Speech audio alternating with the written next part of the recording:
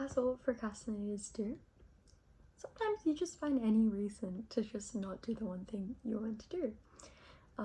Last exam period, instead of sitting down to study, instead of scrolling on Reels actually, which I'm kind of proud of because I can spend hours on there, I decided to sit down and journal because I wasn't feeling the best. And honestly, I only journal. This diary over here, I think I've had since 2022. I would say the first few pages are maths notes, which tells you the kind of person I am, but the very first entry is the 24th of October 2022. It is now almost 2025. But anyway, I don't journal very often, but when I do, it really is just my brain blurting out everything that I need to. And this particular exam period, I ended up writing around 12 pages just in that 1 hour.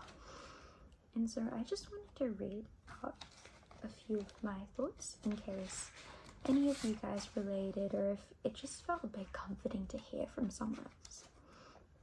So this was me. I think the hardest part is realizing everyone's got different ideas of their own success. This was me rethinking what I really wanted in the future. Out of fear, obviously, I was asking a lot of my loved ones for advice, and each person had different takes on it, of course, because each person grew up differently and saw themselves differently, ultimately had different goals in preparation for them. So the advice that they're going to give is, unless they're trying to sabotage you, of course, the advice that they'd give to themselves. But that doesn't really apply to you all the time, you know. I feel like a lot of the time we're so used to just taking, absorbing all this information, we don't know when to filter it out. I did have an analogy for this. Let me remember. If you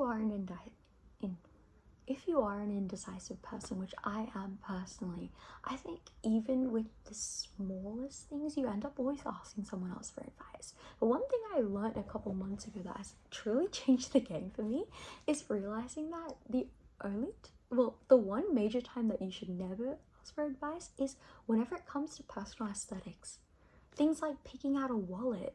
Someone else is always going to have a different perception to you. They're always going to have a different opinion. I might like the pink wallet, they might like the purple. They're gonna pick the purple for me, but even if I pick the purple because they said so, day will pass by and I'll be regretting, you know, why did I pick the pink wallet?